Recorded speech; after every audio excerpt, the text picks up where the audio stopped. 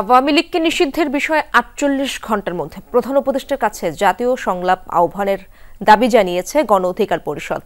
সকালে বিজয়নগরের শ্রমিক অধিকার পরিষদের প্রতিষ্ঠাবার্ষিকী সমাবেশে এই দাবি জানান দলের সাধারণ সম্পাদক রাশেদ খান। তার অভিযোগ, জুলাই অভ্যুত্থানে গণহত্যার বিচার ও আওয়ামী লীগ নিষিদ্ধের জন্য কয়েক দফা দাবি জানালেও সরকার তাতে কর্ণপাত করেনি।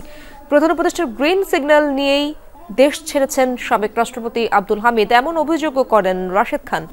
আওয়ামী লীগ এখন কোনো স্বাভাবিক রাজনৈতিক দল নয়, তাই রাজনীতি ও নির্বাচন করার সুযোগ নেই দলটির। প্রধান উপদেষ্টার বাসভবন যমুনার আশপাশে ১৪৪ ধারা জারি রয়েছে, কিন্তু এনসিপির বেলায় এই আইন কাজ করে না বলে মন্তব্য করেন রাশেদ খান। এই সভা সমাবেশ করে শুধুমাত্র লোক দেখানো যাবে, আর কিচ্ছু করা যাবে না। একমাত্র প্রধান উপদেষ্টা যদি পদক্ষেপ নেয় তাহলে রাজনৈতিক ঐক্যমতের ভিত্তিতে আওয়ামী লীগকে নিষিদ্ধ করা সম্ভব। আমরা সেই দাবি আগেও রেখেছি, এখনো রাখছি।